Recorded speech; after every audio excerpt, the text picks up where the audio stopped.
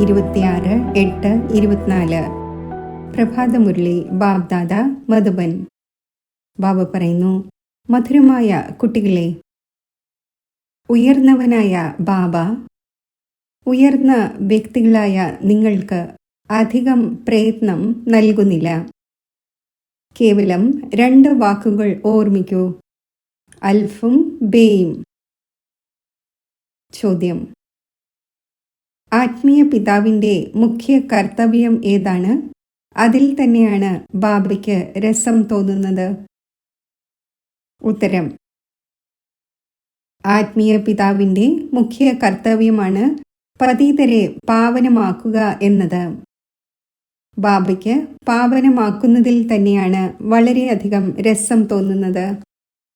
ബാബ വരുന്നത് തന്നെ കുട്ടികളുടെ സദ്ഗതി ഉണ്ടാക്കുവാനാണ്, സർവരെയും സദോപ്രധാനം ആക്കുവാനാണ്. കാരണം ഇപ്പോൾ വീട്ടിലേക്ക് പോകേണ്ടതുണ്ട്. കേവലം ഒരു പാഠം ഓർമ്മിക്കൂ: ഞാൻ ദേഹമല്ല, ആത്മാവാണ്. ഈ പാഠത്തിലൂടെ ബാബയുടെ ഓർമ്മ നിലനിൽക്കും, പാവനം ആകും. ഓം ശാന്തി. ആത്മീയ പിതാവിരുന്ന് ആത്മീയ കുട്ടികൾക്ക് മനസ്സിലാക്കിച്ചു തരുന്നു. ബാബയ്ക്കും കുട്ടികളായ നിങ്ങളെ പവിത്രമാക്കുന്നതിൽ രസം തോന്നുന്നു. അതിനാൽ പറയുന്നു, പതീത പാവനായ ബാബയെ ഓർമ്മിക്കൂ. സർവരുടെയും സദ്ഗതി ദാതാവ് ആ ഒരേ ഒരു ബാബയാണ്, മറ്റാരുമല്ല. ഇതും നിങ്ങൾ ഇപ്പോൾ മനസ്സിലാക്കുന്നുണ്ട്. ഇപ്പോൾ തീർച്ചയായും വീട്ടിലേക്ക് പോകേണ്ടതുണ്ട്. പുരുഷാർത്ഥം കൂടുതൽ ചെയ്യുന്നതിനു വേണ്ടി ബാബ പറയുന്നു, ഓർമ്മയുടെ യാത്ര ആവശ്യമാണ്. ഓർമ്മയിലൂടെ തന്നെയാണ് പാവനമാകുന്നത്. പിന്നെയാണ് പഠനം. ആദ്യം അൽഫായ ബാബയെ ഓർമ്മിക്കൂ, പിന്നെ ഈ ചക്രവർത്തി പദം. അതിനുവേണ്ടി നിങ്ങൾക്ക് ഡയറക്ഷൻ നൽകുന്നു. 84 ജന്മങ്ങൾ എങ്ങനെ എടുക്കുന്നു എന്ന് നിങ്ങൾ അറിയുന്നുണ്ട്. സദോ പ്രധാനത്തിൽ നിന്നും തമോ പ്രധാനമാകുന്നു. പടികൾ താഴെ ഇറങ്ങേണ്ടതുണ്ട്. ഇപ്പോൾ വീണ്ടും സദോ പ്രധാനമാകണം. സത്യയുഗം പാവന ലോകമാണ്. അവിടെ ഒരാൾ പോലും പതീതമല്ല. സത്യയുഗത്തിൽ ഈ കാര്യങ്ങൾ ഉണ്ടായിരിക്കുന്നില്ല. മുഖ്യമായ കാര്യം പാവനം ആകുന്നതിൻ്റെതാണ്. ഇപ്പോൾ പവിത്രമാകൂ. അപ്പോൾ തന്നെയാണ് പുതിയ ലോകത്തിൽ വരുന്നത്, രാജ്യം ഭരിക്കാൻ യോഗ്യവും ആകുന്നത്. എല്ലാവർക്കും പാവനമാവുക തന്നെ വേണം. അവിടെ പതിതർ ഉണ്ടായിരിക്കുന്നതേയില്ല. ആരാണോ ഇപ്പോൾ സദോ പ്രധാനം ആകുന്നതിൻ്റെ പുരുഷാർത്ഥം ചെയ്യുന്നത്, അവർ തന്നെയാണ് പാവന ലോകത്തിൻ്റെ അധികാരിയാകുന്നത്. മുഖ്യമായ കാര്യം തന്നെ ഒന്നാണ്: ബാബയെ ഓർമ്മിക്കുന്നതിലൂടെ സദോ പ്രധാനമാകണം. ബാബ കൂടുതൽ ഒരു പ്രയത്നവും നൽകുന്നില്ല. കേവലം പറയുന്നു, സ്വയം ആത്മാവാണ് എന്ന് മനസ്സിലാക്കൂ. വീണ്ടും വീണ്ടും പറയുന്നു, ആദ്യം ഈ പാഠം ഉറപ്പിക്കൂ: നമ്മൾ ദേഹമല്ല, നമ്മൾ ആത്മാവാണ്. ഇത്രമാത്രം. വലിയ വ്യക്തികൾ അധികം പഠിക്കുന്നില്ല. 2 വാക്കുകളിൽ തന്നെ കേൾപ്പിക്കുന്നു. വലിയ വ്യക്തികൾക്ക് പ്രയാസം നൽകുന്നില്ല. നിങ്ങൾക്കറിയാം, സദോ പ്രധാനത്തിൽ നിന്നും തമോ പ്രധാനം ആകുന്നതിന് എത്ര ജന്മമെടുത്തു? 63 ജന്മം എന്ന് പറയില്ല, 84 ജന്മം എടുത്തു. ഈ ഒരു നിശ്ചയമുണ്ടല്ലോ, നമ്മൾ സദോ പ്രധാനമായിരുന്നു. സ്വർഗവാസി, അതായത് സുഖധാമത്തിൻ്റെ അധികാരിയായിരുന്നു.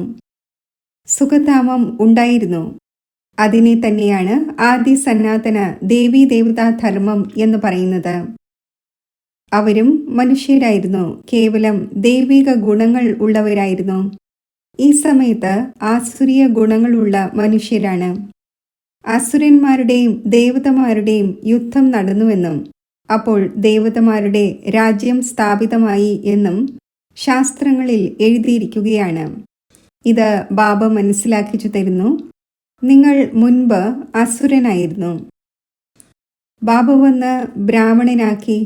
ബ്രാഹ്മണനിൽ നിന്നും ദേവത ആക്കുന്നതിൻ്റെ യുക്തി പറഞ്ഞു തന്നു.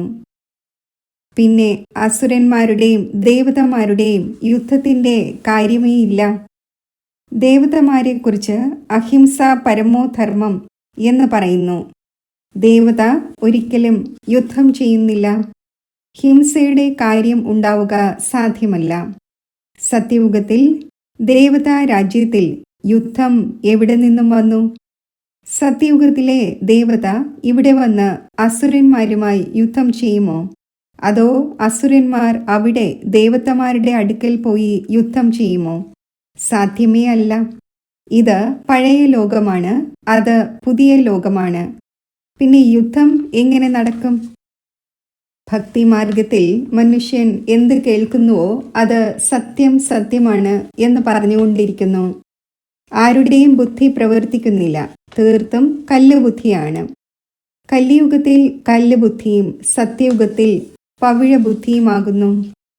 രാജ്യം തന്നെ പവിഴനാഥൻ്റേതാണ്. ഇവിടെ രാജ്യമേ ഇല്ല. ദ്വാപരയിലെ രാജാക്കന്മാരും അപവിത്രമായിരുന്നു. രത്നങ്ങൾ പതിപ്പിച്ച കിരീടമുണ്ടായിരുന്നു, ലൈറ്റിൻ്റേതില്ല, അതായത് പവിത്രത ഉണ്ടായിരുന്നില്ല. അവിടെ എല്ലാവരും പവിത്രമായിരുന്നു. ഇതിൻ്റെ അർത്ഥം ലൈറ്റ് ഇങ്ങനെ മുകളിൽ നിൽക്കുന്നുണ്ടാകും എന്നൊന്നുമല്ല.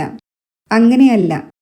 ചിത്രത്തിൽ പവിത്രതയുടെ അടയാളമായി ലൈറ്റ് കാണിച്ചിരിക്കുന്നതാണ്.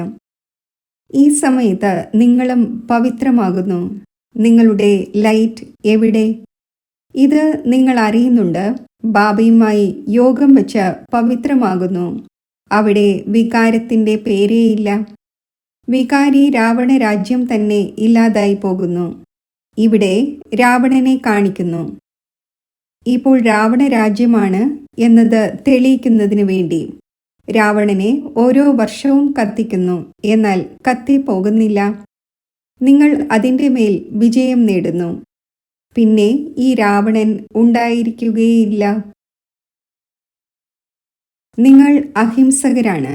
നിങ്ങളുടെ വിജയം യോഗബലത്തിലൂടെ ഉണ്ടാകുന്നു. ഓർമ്മയുടെ യാത്രയിലൂടെ നിങ്ങളുടെ ജന്മജന്മാന്തരങ്ങളിലെ എല്ലാ വികർമ്മവും വിനാശം ആകേണ്ടതുണ്ട്. ജന്മജന്മാന്തരങ്ങൾ എന്നാൽ എപ്പോൾ മുതൽ? വികർമ്മം എപ്പോഴാണ് ആരംഭിക്കുന്നത്? ആദ്യം നിങ്ങൾ ആദി സനാതന ദേവീദേവതാ ധർമ്മത്തിലുള്ളവർ തന്നെയാണ് വന്നത്. സൂര്യവംശി പിന്നെ ചന്ദ്രവംശത്തിൽ ആകുമ്പോൾ 2 കല കുറയുന്നു. പിന്നെ പതുക്കെ പതുക്കെ കല കുറഞ്ഞുകൊണ്ടിരിക്കുന്നു. ഇപ്പോൾ മുഖ്യമായ കാര്യമാണ് ബാബയെ ഓർമ്മിച്ച് സദോ പ്രധാനമാകണം. ആര് കഴിഞ്ഞ കൽപ്പത്തിൽ സദോ പ്രധാനമായിരുന്നോ അവർ തന്നെ ആകും. വന്നുകൊണ്ടേയിരിക്കും. നമ്പർ വൈസാണ്. പിന്നെ ഡ്രാമ അനുസരിച്ച് എപ്പോൾ വരുമോ അപ്പോഴും നമ്പർ അനുസരിച്ച് ഇങ്ങനെ തന്നെ വരും. വന്ന് ജന്മമെടുക്കും. ഡ്രാമ എത്ര വിചിത്രമായി ഉണ്ടാക്കപ്പെട്ടതാണ്. ഇത് അറിയുന്നതിനും വിവേകം ആവശ്യമാണ്. ഏതുപോലെ നിങ്ങൾ താഴെ ഇറങ്ങിയിരിക്കുകയാണ്. ഇപ്പോൾ വീണ്ടും കയറേണ്ടതുണ്ട്. നമ്പർ അനുസരിച്ച് തന്നെ പാസ്സാകും. പിന്നെ നമ്പർ അനുസരിച്ച് താഴെ വരും. നിങ്ങളുടെ എയിം ഓബ്ജക്റ്റ് സദോ പ്രധാനം ആകുന്നതിൻ്റെതാണ്. എല്ലാവരും ഫുൾ പാസ് ആകുന്നില്ല. 100 മാർക്കിൽ നിന്നും പിന്നെ കുറഞ്ഞു വരുന്നു. അതിനാൽ വളരെയധികം പുരുഷാർത്ഥം ചെയ്യേണ്ടതുണ്ട്. ഈ പുരുഷാർത്ഥത്തിൽ തന്നെയാണ് ഫെയിൽ ആകുന്നത്. സർവീസ് ചെയ്യുന്നതാണെങ്കിൽ സഹജമാണ്. മ്യൂസിയത്തിൽ നിങ്ങൾ ഏത് രീതിയിലാണോ മനസ്സിലാക്കിച്ചു കൊടുക്കുന്നത് അതിലൂടെ ഓരോരുത്തരുടെയും പഠനത്തെക്കുറിച്ച് അറിയുവാൻ കഴിയുന്നു. ഇന്നയാൾ ശരിയായി മനസ്സിലാക്കിക്കുന്നുണ്ടോ എന്ന് ഹെഡ് ടീച്ചർ നോക്കും. അപ്പോൾ സ്വയം പോയി മനസ്സിലാക്കിച്ചു കൊടുക്കും, വന്ന് സഹായിക്കും. 1-2 ഗാർഡുകളെ വയ്ക്കുന്നു. അവർ നോക്കുന്നു ഇവർ ശരിയായി മനസ്സിലാക്കിക്കുന്നുണ്ടോ. ആരെങ്കിലും എന്തെങ്കിലും ചോദിക്കുകയാണെങ്കിൽ കുഴങ്ങിപ്പോകുന്നില്ലല്ലോ. സെന്ററിലെ സർവീസിനേക്കാൾ എക്സിബിഷനിലെ സർവീസ് നല്ലതാണ് എന്നത് മനസ്സിലാക്കുന്നു. എക്സിബിഷനേക്കാൾ മ്യൂസിയത്തിൽ നന്നായി നടക്കുന്നു. മ്യൂസിയത്തിൽ നല്ല രീതിയിൽ ഷോ നടക്കുന്നു. പിന്നെ അത് കണ്ടിട്ട് പോകുന്നവർ മറ്റുള്ളവരെ കേൾപ്പിച്ചുകൊണ്ടിരിക്കും. ഇതും അവസാനം വരെയും തുടർന്നുകൊണ്ടിരിക്കും. ഈ ഗോഡ് ഫാദറിലെ വേൾഡ് യൂണിവേഴ്സിറ്റി എന്ന വാക്ക് നല്ലതാണ്. ഇതിൽ മനുഷ്യന്റെ പേരേയില്ല. ഇതിന്റെ ഉദ്ഘാടനം ആരാണ് ചെയ്യുന്നത്? ബാബ പറഞ്ഞിട്ടുണ്ട്, നിങ്ങൾ വലിയ വ്യക്തികളെ കൊണ്ട് ഉദ്ഘാടനം ചെയ്യിക്കുകയാണെങ്കിൽ വലിയവരുടെ പേര് കേട്ട് ധാരാളം പേർ വരുന്നു. ഒരാൾക്ക് പിന്നാലെ അനേകം പേർ വരും. അതിനാൽ ബാബ ഡൽഹിയിൽ ഇങ്ങനെ എഴുതി, വലിയ വലിയ വ്യക്തികളുടെ ഒപ്പീനിയൻ എന്താണോ അത് അച്ചടിക്കൂ. അപ്പോൾ മനുഷ്യർ അത് കണ്ട് പറയും, ഇവരുടെ അടുക്കൽ ഇത്രയും വലിയ വലിയ ആൾക്കാർ പോകുന്നു, ഇവർ വളരെ നല്ല ഒപ്പീനിയൻ നൽകുന്നു. അപ്പോൾ ഇത് അച്ചടിക്കുന്നത് നല്ലതാണ്. ഇതിൽ മറ്റേതെങ്കിലും ഇന്ദ്രജാലത്തിൻ്റെയോ മറ്റോ കാര്യമില്ല. അതിനാൽ ബാബ എഴുതിക്കൊണ്ടേയിരിക്കുന്നു. ഒപ്പീനിയന്റെ പുസ്തകം ഉണ്ടാക്കേണ്ടതാണ്. ഇവിടെയും വിതരണം ചെയ്യേണ്ടത് ആവശ്യമാണ്. ദേഹം അസത്യം, മായ അസത്യം എന്ന് പാടപ്പെടുന്നു. ഇതിൽ എല്ലാം ഉൾപ്പെടുന്നു. ഇത് രാവണ രാജ്യമാണ്, രാക്ഷസ രാജ്യമാണ് എന്ന് വളരെ പേർ പറയുന്നു.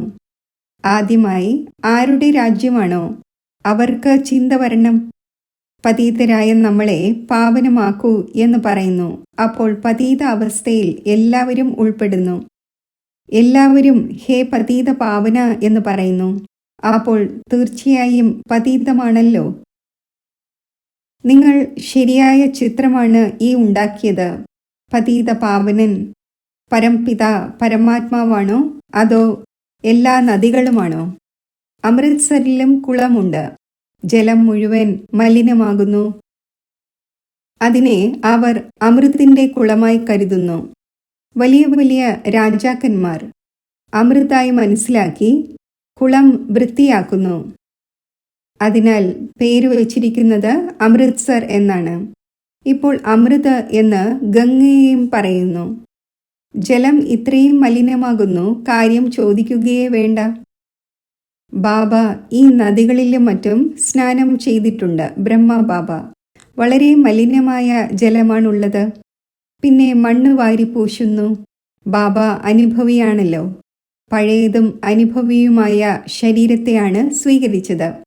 ഇദ്ദേഹത്തെ പോലെ അനുഭവിയായ ആരും ഉണ്ടാകില്ല. വലിയ വലിയ വൈസ്രോയ്, രാജാക്കന്മാർ തുടങ്ങിയവരുമായി കൂടിക്കാഴ്ച നടത്തുന്നതിൻ്റെ അനുഭവമുണ്ടായിരുന്നു. ചോളവും മില്ലറ്റും വിൽക്കുമായിരുന്നു. ഇത്ര തന്നെ. കുട്ടിക്കാലത്ത് 4-6 അണ സമ്പാദിച്ചു സന്തോഷിക്കുകയും ചെയ്യുമായിരുന്നു. ഇപ്പോഴാണെങ്കിൽ നോക്കൂ, എവിടേക്ക് പോയിരിക്കുകയാണ്. ഗ്രാമത്തിലെ ബാലൻ പിന്നെ എന്താകുന്നു? ബാബയും പറയുന്നു, ഞാൻ സാധാരണ ശരീരത്തിലാണ് വരുന്നത്. ഇദ്ദേഹം തൻ്റെ ജന്മങ്ങളെ അറിയുന്നില്ല. എങ്ങനെയാണ് 84 ജന്മമെടുത്ത് അവസാനം ബാലകനായത്? ഇത് ബാബ ഇരുന്ന് മനസ്സിലാക്കിച്ചു തരുന്നു.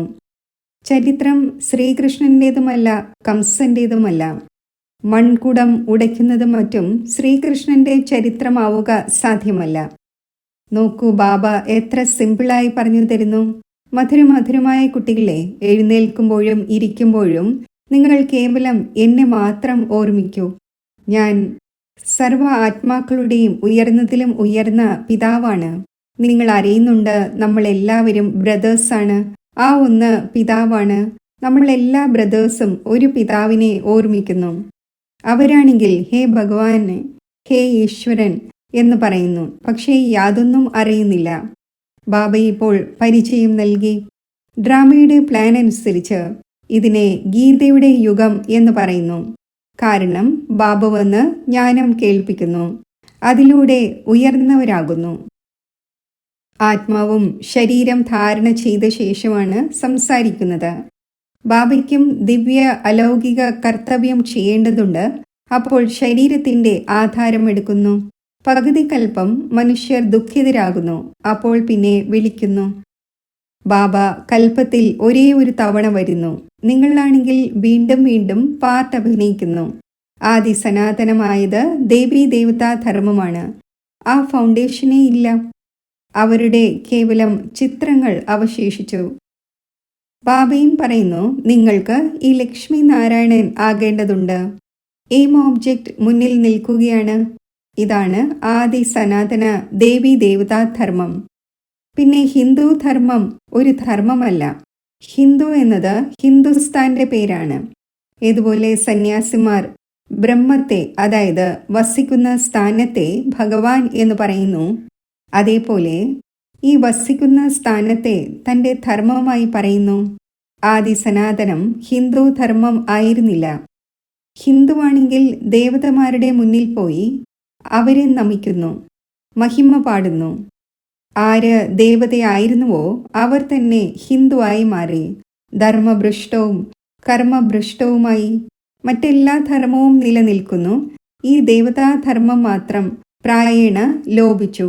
സ്വയമേ പൂജ്യരായിരുന്നു, പിന്നെ പൂജാരിയായി ദേവതമാരുടെ പൂജ ചെയ്യുന്നു. എത്ര മനസ്സിലാക്കിക്കേണ്ടി വരുന്നു. ശ്രീകൃഷ്ണനെക്കുറിച്ചും എത്ര മനസ്സിലാക്കിച്ചു തരുന്നു. കൃഷ്ണൻ സ്വർഗത്തിൻ്റെ ആദ്യത്തെ പ്രിൻസാണ്. അപ്പോൾ 84 ജന്മവും കൃഷ്ണനിൽ നിന്നു തന്നെ ആരംഭിക്കും. ബാബ പറയുന്നു, വളരെയധികം ജന്മങ്ങളുടെ അന്തിമത്തിൻ്റെയും അന്തിമത്തിൽ ഞാൻ പ്രവേശിക്കുന്നു. അപ്പോൾ അതിൻ്റെ കണക്ക് തീർച്ചയായും പറഞ്ഞു തരുമല്ലോ. ഈ ലക്ഷ്മി നാരായണൻ തന്നെയാണ് നമ്പർ 1 വന്നിരുന്നത്. അപ്പോൾ ആദ്യം ആയിരുന്നവർ ആരാണോ അവർ തന്നെ പിന്നെ ലാസ്റ്റിലേക്ക് പോകും. കേവലം ഒരു ശ്രീകൃഷ്ണൻ മാത്രമായിരുന്നില്ലല്ലോ, മറ്റ് വിഷ്ണു വംശാവലിയും ഉണ്ടായിരുന്നു. ഈ കാര്യങ്ങളെ നിങ്ങൾ നല്ല രീതിയിൽ അറിയുന്നു. ഇത് പിന്നെ മറന്നു പോകരുത്. ഇപ്പോൾ മ്യൂസിയം തുറന്നുകൊണ്ടിരിക്കുന്നു. വളരെയധികം തുറക്കും. ധാരാളം പേർ വരും. ഏതുപോലെ ക്ഷേത്രത്തിൽ പോയി ശിരസ് നമിക്കുന്നു. നിങ്ങളുടെ അടുത്തും ലക്ഷ്മി നാരായണന്റെ ചിത്രം ഉള്ളത് കാണുന്നു. അപ്പോൾ ഭക്തർ അവരുടെ മുന്നിൽ പൈസ വയ്ക്കുന്നു. നിങ്ങൾ പറയുന്നു, ഇവിടെ മനസ്സിലാക്കേണ്ട കാര്യമാണ്, പൈസ വയ്ക്കുന്നതിൻ്റെ കാര്യമല്ല. ഇപ്പോൾ നിങ്ങൾ ശിവന്റെ ക്ഷേത്രത്തിൽ പോയാൽ പൈസ വയ്ക്കുമോ? നിങ്ങൾ മനസ്സിലാക്കിച്ചു കൊടുക്കുന്നതിൻ്റെ ലക്ഷ്യത്തോടെ പോകും. കാരണം നിങ്ങൾ ഇവരേവരുടെയും ബയോഗ്രഫി അറിയുന്നു. ക്ഷേത്രങ്ങൾ ധാരാളമുണ്ട്. മുഖ്യമായത് ശിവന്റെ ക്ഷേത്രമാണ്. അവിടെ മറ്റുള്ളവരുടെ മൂർത്തികളെ എന്തുകൊണ്ട് വയ്ക്കുന്നു? എല്ലാവരുടെയും മുന്നിൽ പൈസ വെച്ചിട്ട് പോകുമ്പോൾ വരുമാനമുണ്ടാകും. അപ്പോൾ അതിനെ ശിവന്റെ ക്ഷേത്രം എന്ന് പറയുമോ? അതോ ശിവപരിവാരത്തിൻ്റെ ക്ഷേത്രം എന്ന് പറയുമോ? ശിവബാബ ഈ പരിവാരം സ്ഥാപിച്ചു. സത്യമായ പരിവാരം നിങ്ങൾ ബ്രാഹ്മണരുടേതാണ്. ശിവബാബയുടെ പരിവാരം സാലിഗ്രാമമാണ്. പിന്നെ നമ്മൾ സഹോദരന്മാരുടെ പരിവാരം ഉണ്ടാകുന്നു. ആദ്യം സഹോദരന്മാരായിരുന്നു. പിന്നെ ബാബ വരുമ്പോൾ സഹോദരൻ ആകുന്നു. പിന്നെ നിങ്ങൾ സത്യയുഗത്തിൽ വരുന്നു. അപ്പോൾ അവിടെ പരിവാരം പിന്നെയും വലുതാകുന്നു. അവിടെയും വിവാഹം നടക്കുന്നു. അപ്പോൾ പരിവാരം പിന്നെയും അഭിവൃദ്ധി പ്രാപിക്കുന്നു. വീട്ടിൽ, അതായത് ശാന്തിധാമത്തിൽ വസിക്കുമ്പോൾ നമ്മൾ സഹോദരന്മാരാണ്, ഒരു പിതാവിൻ്റേതാണ്. പിന്നെ ഇവിടെ പ്രജാപിത ബ്രഹ്മാവിൻ്റെ സന്താനങ്ങൾ സഹോദരന്മാരാണ്. മറ്റൊരു ബന്ധവുമില്ല. പിന്നെ രാവണരാജ്യത്തിൽ വളരെയധികം അഭിവൃദ്ധി ഉണ്ടായിക്കൊണ്ടിരിക്കുന്നു. ബാബ എല്ലാ രഹസ്യവും മനസ്സിലാക്കിച്ചു തന്നുകൊണ്ടിരിക്കുന്നു. എന്നിരുന്നാലും പറയുന്നു, മധുരമായ കുട്ടികളെ, ബാബയെ ഓർമ്മിക്കൂ. അപ്പോൾ ജന്മാന്തരങ്ങളിലെ പാപങ്ങളുടെ ഭാരം ഇറങ്ങും. പഠനത്തിലൂടെ പാപം ഇല്ലാതാവുകയില്ല. ബാബയുടെ ഓർമ്മ തന്നെയാണ് മുഖ്യം. ശരി, മധുരമായ സിക്കിലതെ കുട്ടികൾക്ക് മാതാവും പിതാവുമായ ബാബ്ദാദയുടെ സ്നേഹസ്മരണകൾ. Good morning. ആത്മീയ പിതാവിൻ്റെ ആത്മീയ കുട്ടികൾക്ക് നമസ്തേ.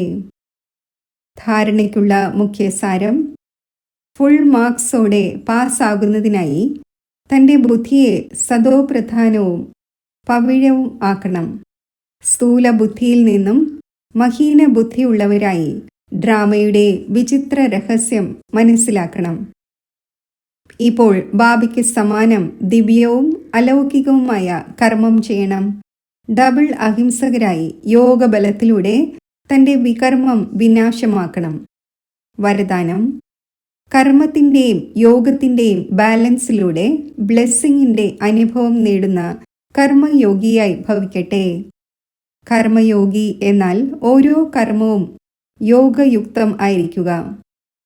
കർമ്മയോഗിയായ ആത്മാവ് കർമ്മവും യോഗവും സദാ ഒരുമിച്ച്, അതായത് ബാലൻസ് വയ്ക്കുന്നവരായിരിക്കും. കർമ്മത്തിൻ്റെയും യോഗത്തിൻ്റെയും ബാലൻസ് ഉണ്ടാകുന്നതിലൂടെ ഓരോ കർമ്മത്തിലും ബാബയിലൂടെ ബ്ലെസ്സിങ് ലഭിക്കുക തന്നെ ചെയ്യുന്നു. എന്നാൽ ആരുടെ സംബന്ധ സമ്പർക്കത്തിൽ വന്നാലും അവരിൽ നിന്നും ആശീർവാദങ്ങളും ലഭിക്കുന്നു. ആരെങ്കിലും നല്ല കാര്യം ചെയ്യുന്നുവെങ്കിൽ ഹൃദയത്തിൽ നിന്നും അവരെ പ്രതി വളരെ നല്ലവരാണ് എന്ന ആശീർവാദങ്ങൾ വരുന്നു. വളരെ നല്ലവരായി കണക്കാക്കുന്നത് തന്നെയാണ് ആശീർവാദങ്ങൾ.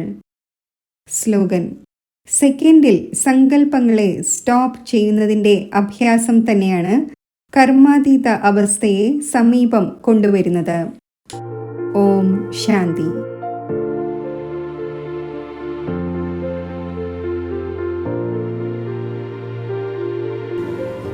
യോഗത്തിൻ്റെ അഭ്യാസം. ഒരു സെക്കൻഡിൽ ഞാൻ എൻ്റെ നിജവും അവിനാശിയുമായ നിരാകാരി സ്വരൂപത്തിൽ സ്ഥിതി ചെയ്യുന്നു. നിരാകാരനായ ബാബയുടെ ഓർമ്മയാകുന്ന ഛത്രഛായയ്ക്കുള്ളിലാണ് ഞാൻ.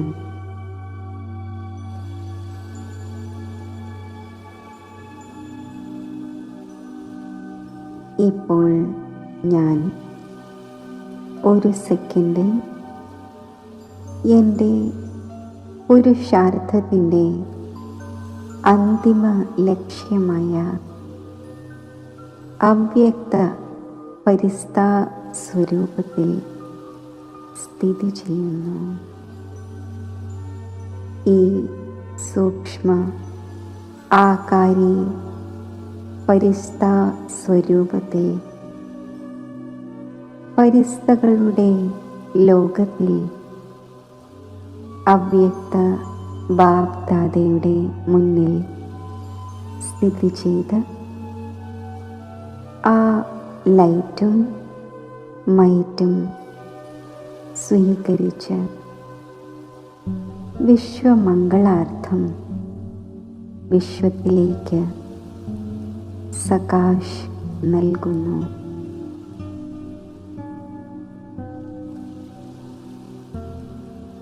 വീണ്ടും ഒരു സെക്കൻഡിൽ സാകാര കർമ്മേന്ദ്രിയങ്ങളുടെ ആധാരമെടുത്ത് ഞാൻ കർമ്മയോഗിയാകുന്നു.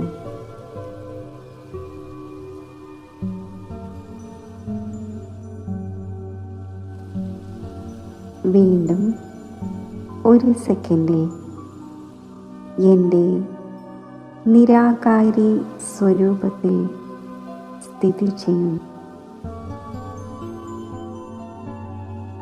ഒരു സെക്കൻഡിൽ സമ്പൂർണ്ണ ഫരിസ്താ സ്ഥിതിയിൽ സ്ഥിതി ചെയ്യുന്നു.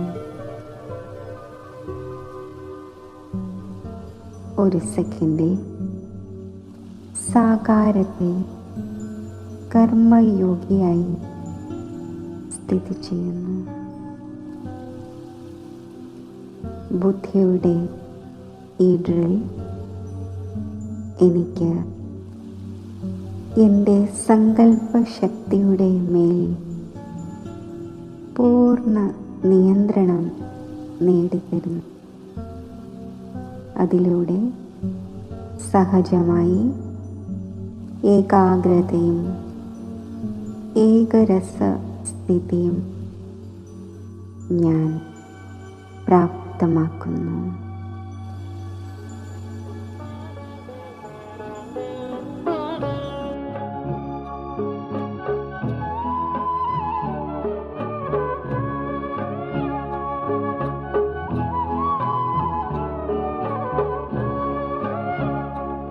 सबको दुआ तू दे तभी सबकी दुआएं पाएगा. सबको दुआ तू दे तभी सबकी दुआएं पाएगा. तू सद्गुणों की सुगंध से कांटों को फूल बनाएगा। तो सद्गुणों की सुगंध से कांटों को फूल बनाएगा। सुन मेरे मीठे बच्चे, सुन सुन मेरे मीठे बच्चे सुन, तू किरण है मैं प्रभात हूँ। तू किरण है मैं प्रभात हूँ। सब सुन सके मैं वो बात हूँ। सब सुन सके मैं वो बात हूँ।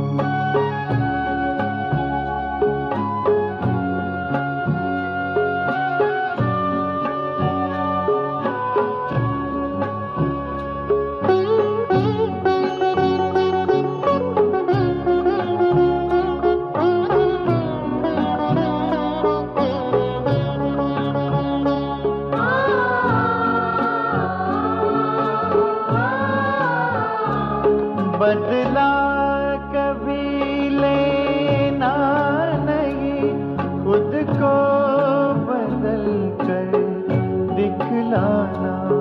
बदला कभी लेना नहीं, खुद को बदल कर दिखलाना। तेरा बुरा कोई करे, उसको गले से लगाना। तेरा बुरा कोई करे, उसको गले से लगाना। तू भावना है मिलन की, तू भावना है मिलन की। मैं प्रेम की बरसात